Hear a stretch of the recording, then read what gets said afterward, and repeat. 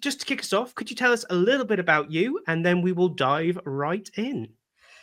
I have worked in learning, largely I'd say more organisational development and more latterly organisational design as well, for about 16 years now, and this is my fourth career. So I've done lots of different things. Prior to that, I've been head of sales, I've worked in retail management, I've had my own business. I used to be an antique dealer, which not a lot of people know. And I bring all of that knowledge and experience as well to the work that I do. And in terms of skills, I've been working in that space for about 5 years now with different organisations, different types of organisations, and different sectors. Brilliant. Okay, well, let's dive right in. Our first 90 days. Mm. I think to kick us off, you've got a few things to maybe clarify to make sure we have a shared understanding going into this topic. Yeah, I've been thinking about some of the questions that people would want answered if they're starting from this um, from scratch, which I have done. I've gone through prototyping and then straight through to sustainment and governance, which was a 3 year journey. It does take quite a time to get there, depending on how complicated the whole organisational system is. So the first thing is like, who should be involved with this? And the straight answer is the people closest to the work. And I saw some comments on Sam's session earlier about, I think it's from Mark, that was saying how important knowing about the work and the tasks is up front. So you need the people that understand what the work is, what it involves.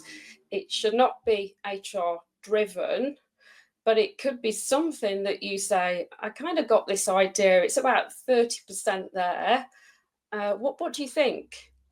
And give them shared ownership of it from the get-go. And it might be something that you've identified in the work that you're already doing, because I like to look at, and in my experience as well from learning and development, is you can act very much as like the central intelligence, because you get to speak to so many different people in our work, and you can bring that thinking together. And I've often found that when I've partnered with different stakeholders, when I was inside organisations, and likewise when I'm working with clients, that you can join up the different things that are going on and bring people together. So I'd say that's really important. And also, don't design. If you were designing, you're designing a product in essence, and you wouldn't design a product without researching and working with the end users. So think of it from that point of view. Absolutely. Um, Anything else here before we dive in? Oh, and I mean, what stage do you engage them from the get-go, as soon as possible, because you'll start to uncover things that you haven't thought about, because, as I say, they're closest to the work. And I guess one topic that always comes up early in this conversation is tech, right? Yes. Whether it's AI driven or enabled, or whether it's machine learning, or whether it's enhancing or enabling, or all these different technologies that are out there. What role does that play in what we're going to be talking about in this session and in the sort of wider considerations, I suppose? A couple. First would be that AI is changing our work, and it's changing the work of everybody that we're working with, largely. Not in all places. So that gives you an ideal use case. So you would start to think about use cases in this first part of it as well, and start to categorize those use cases based on impact value and the amount of resources that you're going to have to put into those as well. And then secondly, you mentioned the tech. And yes, there is lots and lots of different tech that you can look at that can help you scale that. But please, please, please don't start there. I beg of you, don't start with the tech. But if you are going to look at some tech, I would say one of the first things as well is to do is first audit the tech that you've got, because there's probably functionality either in there that you don't know about, or is in your roadmap. And often I also find that there's parts of your organization that are already working and thinking in this way, because they might have to for regulation. It tends to be, I find a lot of IT departments are already up and running with this, engineering, etc. So start to ask questions and dig and find out where it's going on. And if there's something already happening, what can you do to make it better, understand it more, and replicate it elsewhere?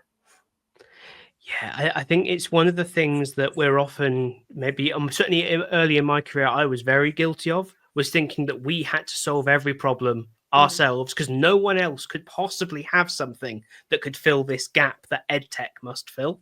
Whereas, of course, whether it's marketing, IT, I was amazed at the number of legal departments that had incredibly good kind of CPD tracking and kind of understanding of who had what knowledge and experience within their department, because it was Mm. incredibly important that they had that, but it was not considered an L&D related thing, which really blew my mind when I saw it for the first time, but seems to be consistent. So real opportunity there. Yeah, yeah. You tend to might maybe get uh, people that have a role that's then partial capability within those sorts of departments, and they'd again be great people to partner with. Fantastic. Well, with those things in mind, Yes. shall we dive into the first Yes, stage? let's. So, the first 30 days, you have decided that this Ooh. is going to happen. You have got the green flag. You might even have some budget. Who knows? Maybe not. Probably not. Who knows? Maybe it's just goodwill and sticky tape. But whatever you've got, you're going to be hit and go on the project. Where do we start? What is our first consideration? Use cases first.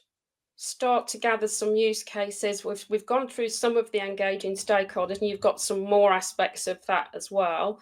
There's also the fact that if you're going to be doing this more broadly, there's the change management. So start to think of the potential resistance to change. Mm. Also start to pre-mortem it. We often hear about post-mortems, but I love a bit of a pre-mortem, is to work out what things are likely to go wrong, because I tend to find that this process, or working in a skills-based way, and I'm not an absolute fan of that phrase skills-based, because it sounds like that's all the organization does, and it's really about data, and it's one part of lots of other pieces that you'd be looking at within your organization around performance and planning. Where was I going with that? Now I've lost with going on my soapbox about skills-based organisations. That's all right. I do that all the time. I hear the word performance, my brain goes, right, Yeah, here we yeah, go. yeah. You know. Performance consulting, yeah. Yeah, change and resistance to change. So I've put on there on that slide about the 3 top reasons people tend to resist change. So it's about co-creation from the Mm. get-go and giving them agency over it. And it also depends on what the cultural climate in your organization is around things like feedback culture, performance management. Do people think this is, that performance management? Where and how are you going to use this data? What processes is it going to affect? And I heard Sam mention earlier as well about the depth of work that you then have to think around with processes. So at this point, are you purely with a prototype, purely wanting to establish what skills do we have, what gaps have we got, what can people do? Because if you don't know what people can and can't do, how can you plan if you haven't got that basic data? And then also in that prototype is, I keep saying data, is go and look at all the data sources that you can, both internally and externally, and use that again to formulate part of a use case that you could take to a stakeholder, and goes back to and here's 30% of an idea, what do you think? And then that links into the co-creation. And it's not L&D or anyone else rocking up and saying, oh, we're going to do this, it's skills based, I've heard about it, Deloitte say this and Mercer say that. And it's grounded in your context and a usable case that can make a difference. I love that. I speak a lot about at the moment, like this idea of like data informed decision making and Yes. data informed design. Um, and I think far too often in our space, data is something we only talk about when we're talking about measuring the success or failure of something we have done. It's something we do at the end. We gather it and then we analyze it. And I love that what you're describing is very much a kind of no, it comes first, middle, and later. It Yes. informs every step of this journey, not just, oh, we'll make sure we collect some, because at the end, we'll take a look at it for the first time and go, we were totally wrong. Who knew? It's Yeah. like, well, if you'd have looked at the data you had 20 minutes ago. Um, so, no, fantastic. So moving past the initial stage, then we've got that. Yes. We've found our use cases, we've engaged our stakeholders. What next? Yeah, start to test these out and map them out. So you're going to start as well to develop a case here. So I've got some more about engagement here, and people can. I don't know whether people are getting the slides or not. I don't know whether you're sharing them. Yes, they are. But They are but going up. this is an external case for change, and then you're also looking at the internal cases. So you're giving more anchor to what's the external environment here, and bringing in that expertise that L&D have, because we read so many reports.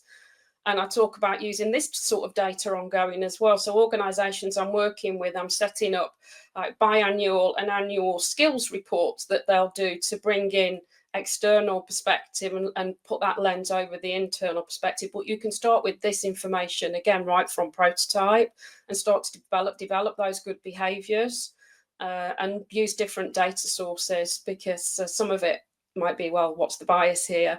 If it's a white paper, then often it's because they're selling something. So look at different pieces of research and mirror that with your internal data. And similarly, I think did I hear Sam saying that World Economic Forum top skills, and some of those I would categorically say they're not skills, they're domains that they list.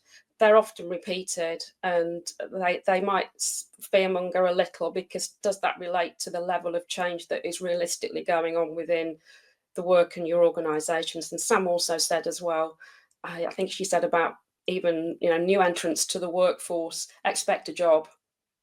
Jobs are not disappearing, and that's other external data that probably isn't realistic in very many organisations. We're not there yet at all. And with EU pay directive coming in, it's even less likely to go there. Absolutely. It always makes me smile whenever I really like the World Economic Forum reports. I think they've got a lot of value. But the one skill, there's a few in there that kind of make me chuckle, but the one that I really enjoy, green energy skills. Like, that is an entire industry. It is. That's quite an impressively large grouping. If you can honestly go, yes, I'm a 5 in green energy skills, you must have done a lot in your career. So yeah, no, I think it's a really good shout, that. Yeah, it's even broader than a competency, that is. I have mastered the industry in its entirety. Can I please have an entry-level role? Okay, so what we got here, should we?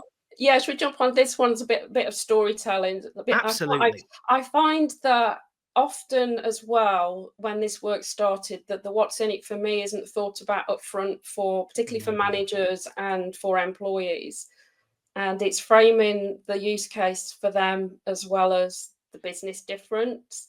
And the real important point about this is it's very different to other technology that we use within our people profession, because the people are the data, and they have to regularly go in the system to update this data to actively use it. If you don't have a what's in it for me, then you're wasting your time and energy. Absolutely. And I think we touched earlier today on the importance of involving managers. But I think this is really a really important reflection point for us, because I think quite often I hear a lot of frustration. Managers aren't supporting the initiative. Managers are getting in the way of the initiative. They don't understand. And I think not always, but generally, whenever I've seen that, it's been on us. We haven't done the legwork to bring them on board, and we can't expect line managers in retail or operations or sales or whatever to really be L&D minded, to be thinking about skills, to be thinking about development, to be thinking about coaching even, because managers are not inherently coaches. That is a skill, or a set of skills potentially. Yeah, this is it. Less flippant with the words. There we go. But we cannot expect managers to just be like, yes, I get it and I can do this, just leave it to me. If we want their support, we have to enable it, and we have to persuade them that it's worth their time. Almost a bit like an internal marketing campaign, selling to them this idea. Exactly. Yeah, and just like marketing as well, it goes back to your point around the data. Marketeers and salespeople are always tracking data at different points, and that's exactly what we have to do with skills as well, and with learning and development too. Yeah, it's like you said, it's not waiting until the end and say, okay, well, that didn't work, did it? Yeah, this is which again, I know I said that somewhat flippantly, but Yeah. I've observed it so many times and done it. I'm not saying that somehow everyone else is Yeah, doing this, but likewise. not me, for I am perfect. Yeah, I hand up. I learnt it by making the mistake. Yep, exactly. I'm in the same club. Um, so I guess this leads us to a fairly obvious thing. We've touched on it lightly, and I maybe brushed up against it then. Yeah. Defining skills. I Oh, mean, yeah, defining skills. So there's a lot of contention around that. Is that the right word? Yes. contention, I think. Contention. Contention? There Thank we you go. for the right It's too word. late Yeah, in the day for this, isn't it? That's it is. Yeah, and I've done lots and lots of research on what's the construct of a skill, mm, and there are also some vendors who use do depth of work with these skills as well, with the designing of the skills that are in their technology, and they use IO psychologists. I don't find that too often.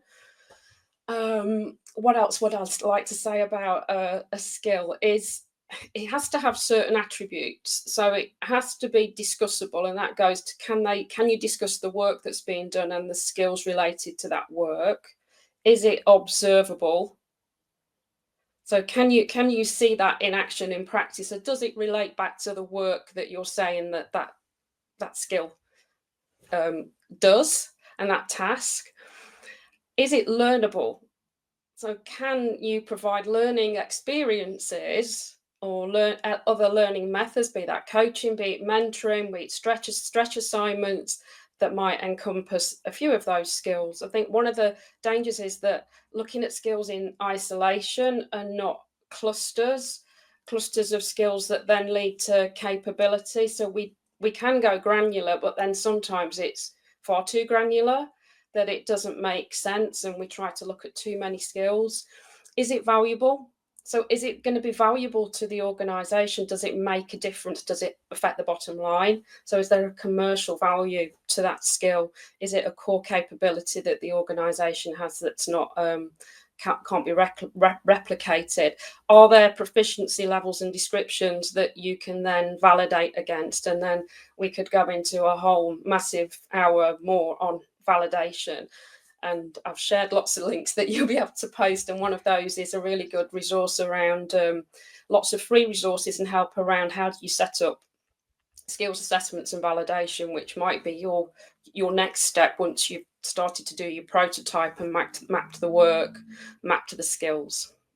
Yeah, that's the one. happily. Yep, we've shared that Yeah, into the chat. yes. We have been provided by Teresa 2 full A4 pages of links for you. So there are going to be some links in the chat for this one. Yeah. And we'll make sure they're all available to you at the end in one big lump as well.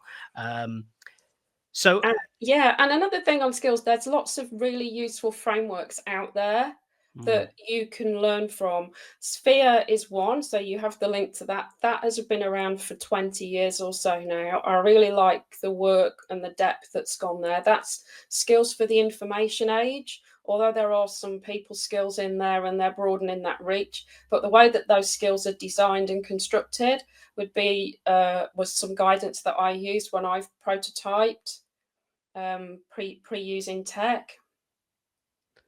And absolutely. the I think Kepler and Co, who are the provider of the LPI's development tool for members, they have Sphere embedded into their platform.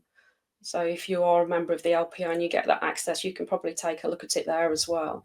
But there's lots of free resources, and it's open source, and they're a charity. So that means that it's very low cost. So if you were looking at an enterprise license, I think the last time I looked, it was under £2,000 a year. So it's not high cost, and it is around AI, cybersecurity, engineering, all of those areas that are fast moving. Fantastic. Before we move on, actually, I Yes, don't want this question to get lost because I think yes. it's an interesting one, which is how do we avoid biases sneaking into data reporting? And I picked it out specifically because I think sometimes there's this illusion that if it's data, then it's bias free because data isn't like people; it doesn't have bias within it. But I think it's worth just touching on that for a moment.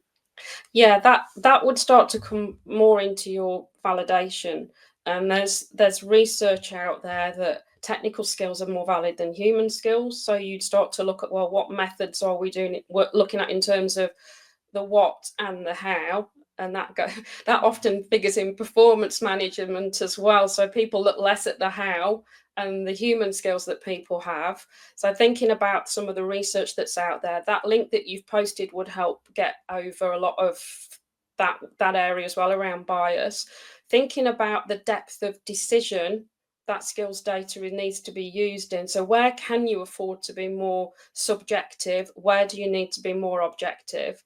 Looking at data sources beyond purely skills. So you might be looking at 360, depending on the type of technology you have as well. Some technology allows you to do peer validation in there and doesn't aggregate data until there's 3 or more peers. That gets over bias because you've got a more triangulated piece of data, and then privacy around that as well. There is research as well that men tend to get rated more highly than women, and women rate themselves lower as well.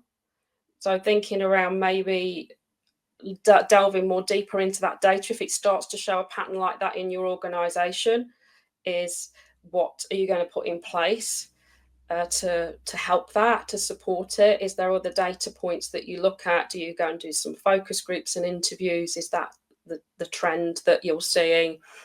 And it goes back to that, the skills reporting as well. There might be lots of other data sources you can bring in. So you might want to then drill down data into a team. You might want to look at pulse surveys as well. You might want to look at attrition within that team. There's lots and lots of other data sources that you could start to pull over that, but it's what's valuable to you. So you can't be doing that for everything unless you've got a huge data lake. And you've started this from the ground up, like EPAM have, like, you know, what the work that Sandra's done. But if you're starting with this from scratch, but that would be like your further steps on your roadmap that you would start to look at on your maturity level. I think literally the only thing I would add is, depending on what you're doing with the data, Mm. I get, it's one of the bits of language I'm pedantic about is data informed versus data driven. Yes, yes.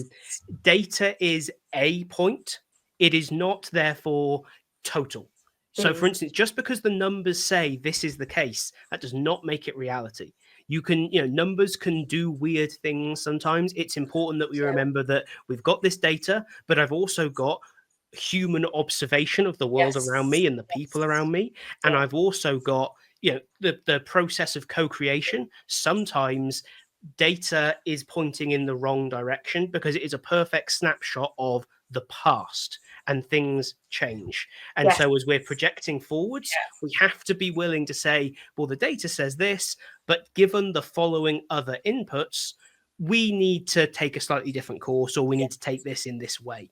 And so, yeah, it's just because it's data, it doesn't get some magical status of always being the No. absolute truth.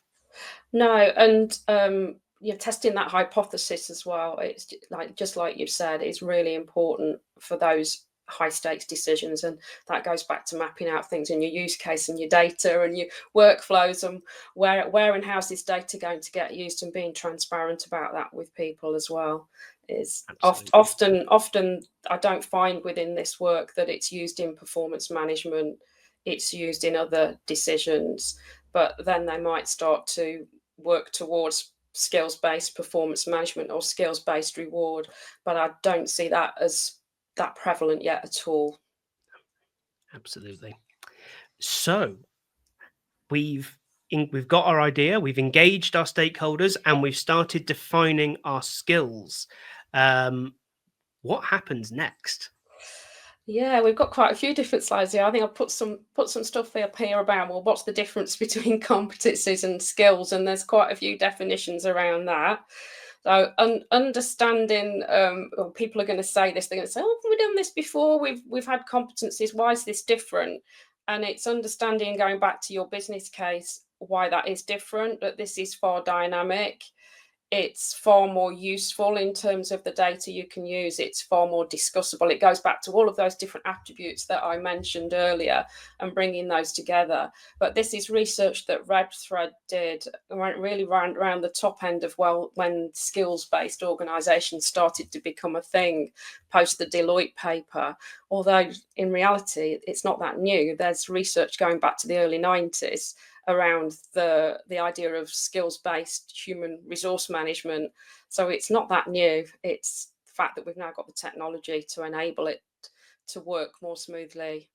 So that would be one of the challenges that people might throw up, is what we've done this before. So that's why I've dropped that slide in. And I've put in, I think there's another slide on definitions from Sphere, and also ones that I've broken down here is getting people to understand what's the language we're using here.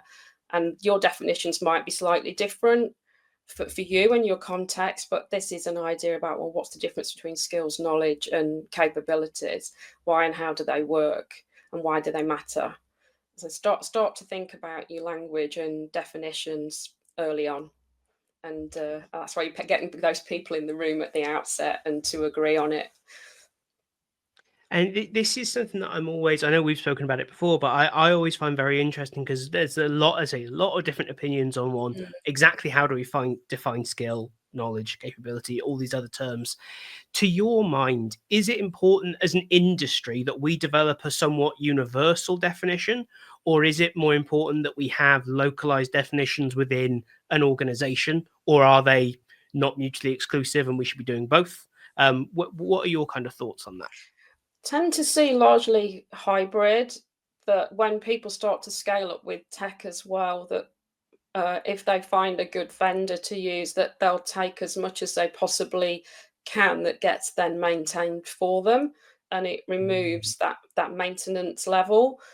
Although there is functionality that I'm starting to see where that's even easier if you want to put your own skills in your own inventory management, that's been made far easier, pulling in from different data sources like Lightcast, etc. Again, that's another link that there is to share. Yes. Their data on the workforce and also skills, which is extensive. And I think there's a few vendors that use that within their platforms. I think Cornerstone, Edcast being one of those that I know about. There has been, I think, a real confusion created by all the different vendors. And I kind of foresaw this some years ago when I started working in this area, is because they all want to have their proprietary technology and sell you their taxonomy. And then it creates real headaches with interoperability between your HR tech stack and systems. And one skill taxonomy is like another.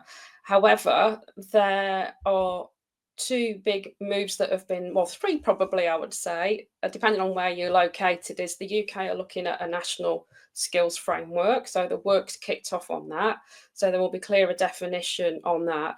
I did see some comments that education drive skills. I can't really see skills going away, because though there's some work about work ontologies and task ontologies, I think they would be even far more difficult to manage inside the context of an organisation, and where you can pick that data up, because even if you're inferring that, it tends to be that they've got to be working in tech systems, and it cuts a massive swathe of the workforce out. And that's similar to what Microsoft's skills are doing. So that's available. So if you are looking at some tech, if you've got, depending on what your license of Copilot is, Microsoft have just released their people skills, but there aren't any integrations yet with things like Workday. And the other downside of that, I would say, is there aren't proficiency levels in there. They think they're not needed. So when I was on their webinar, they were getting a lot of flack off practitioners saying, well, yes, we do. we do need proficiency levels. So they're now looking at a use case to add those in. There is also the open skills announcement that's recently been made by, I think, 4 or 5 vendors, and I've given you the link to that as well. So that's Visier, who are a people analytics company. They do strategic workforce planning, etc. It's Fuel 50, who are a career development platform, talent marketplace. It is TechWolf, who do what looks like, it's like a skill aggregation model. So it sits across the top, and there's Lightcast, who I mentioned. I think there's one other vendor in that, but that gives you the PR that's recently come out. It came out at Learning Tech about that partnership. So that should start to hopefully make that interoperability less of a headache. But I know with the clients that I work with, that's one of the biggest ones. That makes sense. And it's funny how the same problems reintroduce themselves as we change how we work and what we're doing. We had the same interoperability issue just with basic content sort of Yes. 20 odd years ago. Unfortunately, the solution we came up with 20 years ago we're still clinging to, but let's not dig into that one today. So shall we move on to the framework? Let's move on. There's the sphere definition there, which you'll find on their website, which we've shared. They talk about the difference between knowledge, skills, and competencies, which could be interchangeable with capabilities. But it just shows you the different definitions that are available, which causes all confusion. So make it make sense for you would be my message at the end of the day on that. I think that's kind of what I was getting at with that thing before. I think the most important thing is that within your organization, within your team, you're all speaking the same language. Yes. Because I think it's probably optimistic that the entire industry is going to come together and go, this is the thing. Yeah. I don't think we've managed it for anything yet. So we're not even all convinced we should be called learning and development. So if we're not sure on that, it's probably a bit much to define anything else. Yeah, it is. So we've kind of touched on this already. Yeah, I'm ahead of myself a bit. So yeah, what is a skill is described there. There's probably a couple of others that I didn't touch on.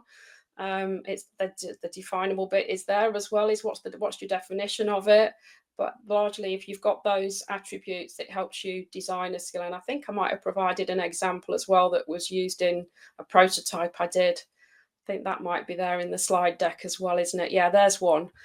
So it's like, well, this is one that's important to it is leadership. I'm giving it, starting to look at governance here as well. And that's a really important point when you're prototyping, is start to look at how you're going to govern this. You're not going to be able to build it and then just leave it. So who's going to have ownership of it? How's that going to get updated? What's the cadence? What is it you're going to update and why? What's the driver? What's the trigger to update it? Not just updating for updating's sake. So starting to categorize skills, look at what's generic. I use a portfolio management lens of skills. So what is very specific to your organization? And this goes back to your question around using the tech and using taxonomies, etc., that are off the shelf. If it's pretty generic, and it might be things, leadership tends to be an area that is pretty generic, but there might be odd things that are really relevant to your strategy and the way and your culture that you might want to then add in to that cluster. And this is an example of how you could start to prototype a skill and make that relevant for your organization and co-create that definition as part of your prototyping. Perfect. So in our first 30 days, just 30 days, not even 90, 30 days, we have got the green flag, engaged our stakeholders, defined our prototype skills, and hopefully within that have our competency levels and things like that.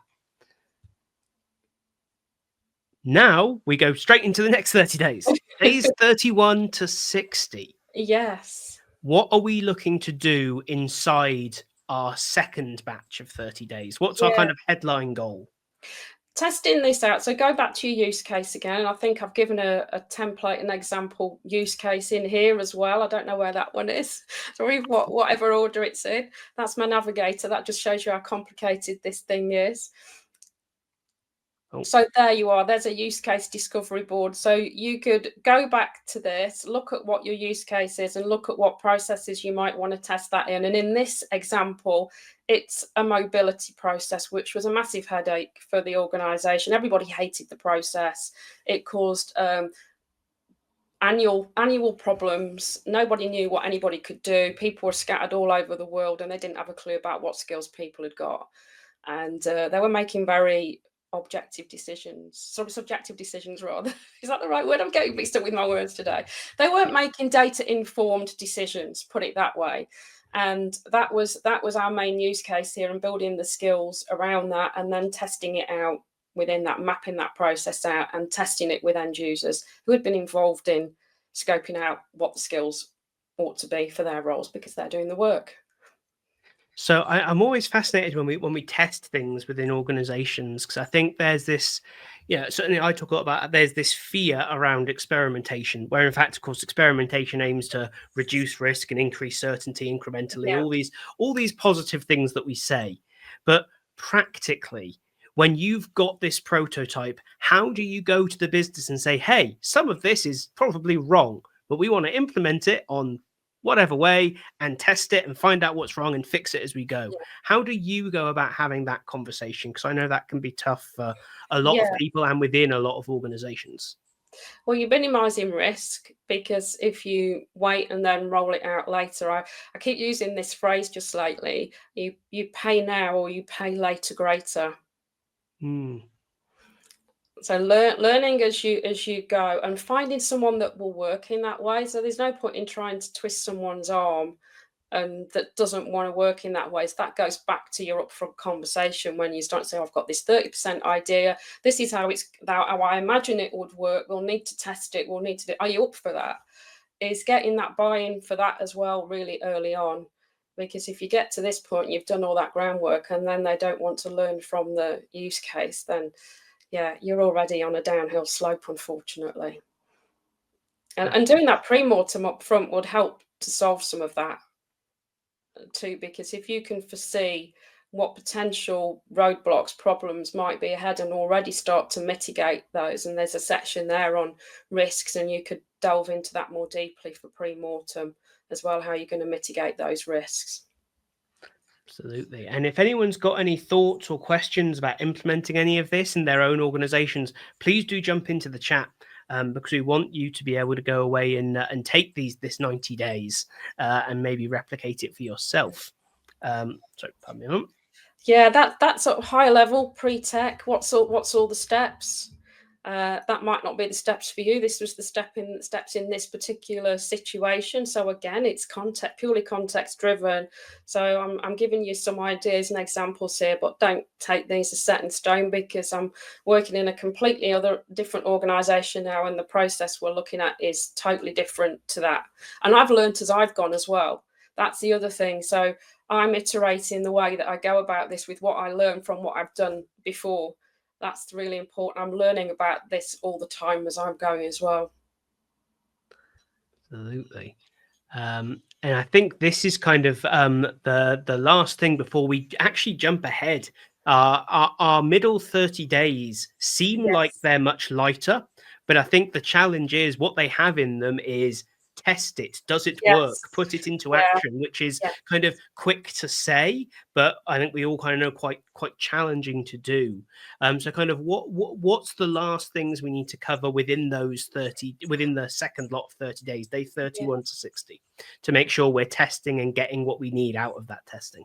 Yeah, so you've got those metrics up front in your use case. So you're always going back to your use case. It's a canvas. You might be updating it. You might be changing it. You might be iterating that as well based on what you're finding out.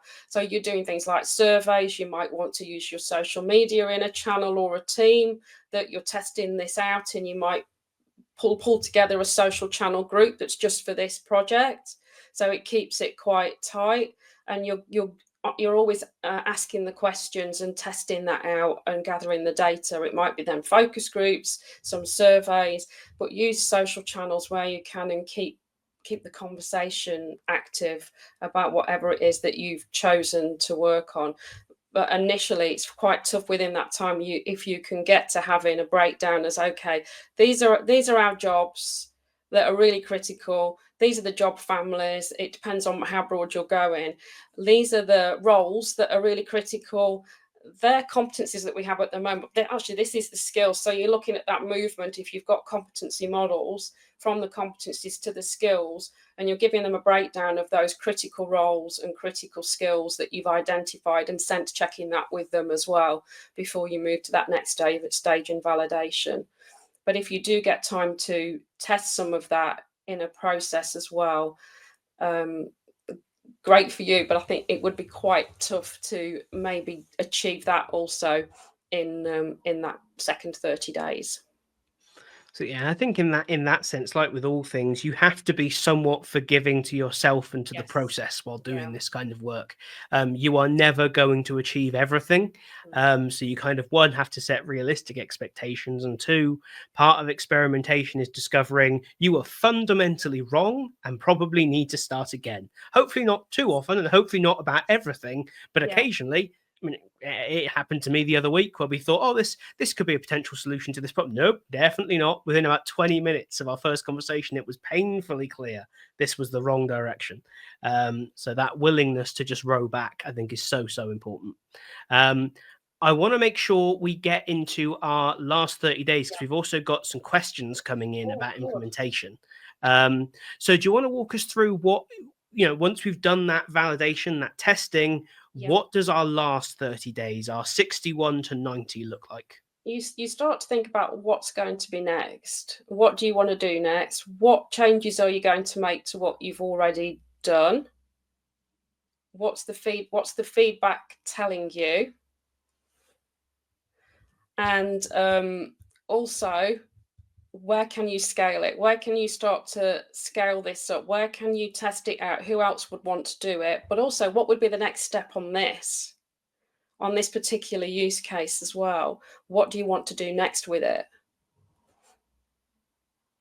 I think that's really important because I think we sometimes get to the end of these processes and expect to be left with this one thing, Yes. the fix, the Yes. solution, rather than getting to the end and going, what have you got? A big pile of questions and what ifs, and being kind of comfortable with that Yeah. things are better than they were, but not yet perfect, maybe.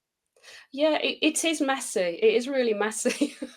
Yeah. And you'd start to think about, well, what else might need to change in the system? Do we need to change our organizational design and our architecture? And that's potential, really impacted by artificial intelligence. That's one of the big areas. There's some really great tech I'm starting to see now in the org design world, where there's a digital twin created of your organization, and you can then start to look at, well, what impacts would AI have on particular roles? Where might they be augmented, and what does that mean for your structure? So you'd start to maybe go even deeper into your system more broadly with what you're learning from a particular use case, depending on what you've chosen. But ideal use cases would be where you've got less change effort and you're starting with something from scratch. So it might be a new product, it might be a new team, it might be a new division. And that's where you can learn more because you do it from the ground up to replicate it elsewhere. Fantastic. Now we've got some, I think, really good questions Okay, that have great. come in, which I think can round some of this off for us. The first one kind of links back to one of the things I said right at the start, which is what are a couple? Oh, there you go. What are a couple of quick wins we can aim for in the first 90 days to build credibility and momentum whilst rolling out skill strategy? Oh, quick wins would be you're giving them some data that they didn't have before on their people, because if you don't know what people can or can't do, and how can you plan? So you're going to be able to start to surface that in your first 90 days and start to develop a language as well. You because this is how you start to embed this in your conversations. It might throw up, oh, we don't actually have these conversations. That's a massive learning for us. We don't talk about this kind of data in our business planning, in our meetings. Strategic workforce planning is often poorly done. A lot of the research out there shows that. So that might be some of the quick wins. It's like aha moments. Okay, we don't know this. That makes sense. And we got a whole bunch of sort of ahead of time questions. Oh, Um, the first one, it was interesting, I thought. My business is largely focused on compliance training. yeah. It is very difficult to persuade them to do anything that is not directly aligned to meeting our compliance obligations. How do I go about promoting a skills first or skills based approach when the focus is fixed on compliance? tends to be probably an easier use case. Is I've seen that in some of the organisations that I've worked in because the regulators want that data. Mm. So that's normally an easier sell, and probably going back as well to what the regulator requirements are, because often we can misinterpret them. It's like, simple words like could. So that assessment data could be like this, where it's then more open to your own interpretation. Mm. Uh, that that and CPD, as you mentioned earlier, is so important in a lot of these spaces, that having that data and observable data and validated data on the CPD, purely then it's a tick box exercise, that CPD is done. It would be on probably the validation and assessments that you'd have a really quick win and a use case. I wonder if maybe the perceived challenge goes back to what we said at the start, where we said about people tend to think of data as proving the value of what we've done rather than looking Yes. at the organization to understand it better. Maybe if that's how we're thinking about data, we're not necessarily Mm. attaching that to skills at that early stage. Yeah, and you talked about what we've done as well. There's also where you can start to think about, well, what's going to be the leading data, not purely the lagging data, as you start to Mm. get more mature with those insights as well. And again, if you've got a lot of that compliance regulation data, then you've got a lot that you can start to use, and it might make it more interesting for the end users as well in their experience, because you're looking at the employee experience, which I haven't touched on much at all, really. I did at the beginning, but that's really, really critically important. So where are you removing friction is really important in that use case, and where are you making working lives easier for employees and managers. So rather than adding something in, what can you remove and take away and replace with something better, would be quick wins here, as well as you start to map out your workflows and your use cases, because you don't want to be adding more things in for people to do. It might feel like that a little bit at the beginning, where you've got a crossover, but that also goes to things like your tech stack. As you get more broadly with adoption, you don't want to be duplicating the tech that you've got, and similarly, you don't want to duplicate processes. Brilliant. The next one's a little bit of a loaded question, but I quite like the honesty behind it. Um, isn't all this skilled stuff just another buzzword to sell stuff? Yeah. We've all got skills. We get them anyway. Do we really need to be trained on them? Not purely only Mm. trained on them. It's insights about, well, what can you do if you want opportunities. It's a bit like blowing your own trumpet and getting the data and the insights. You might say that about LinkedIn endorsements. Are they really worth anything? Are they that valuable? Here you're looking at you're not looking at all data, which I mentioned earlier. You might have the opportunity to do that, or the resources to do it, and some organizations do. You're looking at critical things that affect your P&L, your performance, might affect like regulators, whether or not you're going to maintain a contract or not, because you haven't got the skills and capabilities to deliver on a contract you've won. It starts to go through that commercial lens. But I do agree that the SBO, the skills powered organization, whatever it is, has been sold as something that is what the organization is, and it's not. It's a small part. And I think you posted something really intriguing this week on LinkedIn, which I commented on, around competencies, and I put a screenshot in there of some research that a group I'm in look at evidence-based practice, where just purely for the individual to perform, there are 124 plus factors, and skills are only one small part of that.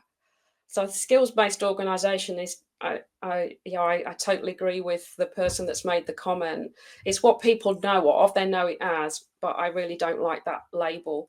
And for a counter argument on all of this as well, I think another good read up front is Mark Efron's paper, Is the Juice Worth the Squeeze? But I'd also add a caveat onto that, that I do say, yeah, it's worth the squeeze if you can remove the pith. Is what are you doing, Annie? What are you doing otherwise? So if you're not doing this in this way, what else are you doing? Why is it better? And how is it shining a light on the work that L&D do? Because I think that's something as well around this, is it can feel quite exciting, but I mentioned it on a podcast a few weeks ago. It's really exposing because it starts to open up where and how is L&D building capability.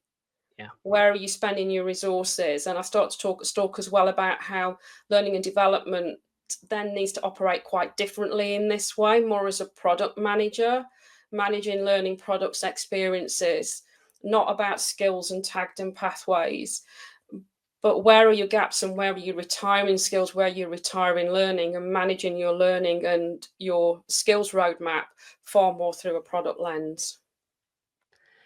Absolutely. I have dropped a bunch of links into the chat to resources that Teresa has very graciously provided us. There is a wealth of content out there. As we've kind of touched on, these are sources you can go to get a perspective, a resource. But we would always stress go to all of them because they are varied, because in some ways some will align brilliantly with each other and some will go actually, and it's that friction that you get between different sources, between different perspectives, between different contexts that will allow you to forge something that's going to work in your organization. This is exactly why today was not just one session. This was 3 very different sessions with very different focuses, very different perspectives. I am, however, in the position of needing to draw this all to a bit of a close. So what I would like to finish off with, Teresa, could you share with us kind of your, if people were to walk away from this session with just one takeaway, scrap the rest, I'm only going to remember one thing, what would you want everyone here to walk away thinking about or planning to do next? I only do it if it's going to add value. Don't do it because everyone else is doing it. There's a book that I've been reading called uh, Uncommon Sense, Common Nonsense. That's the title of it. Yeah. So just because everyone else is doing it doesn't mean that you should do it. You might want to do just parts of it and certain elements of your organization because it makes sense. And that part of the organization lends itself well to this type of thinking, working, gathering that data. You might not want to do it in all parts. So I don't think it's just a big shebang and you've got to do it everywhere. Yeah. I Choose love choose that. choose value. Love that. Teresa, thank you so much for your time and your expertise Yeah. today. I will drop into the chat now Teresa's LinkedIn.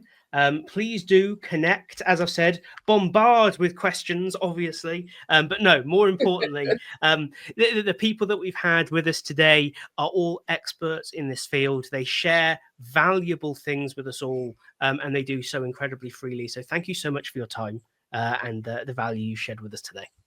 Thank you. Thanks for inviting me, and thanks for everyone's engagement and questions.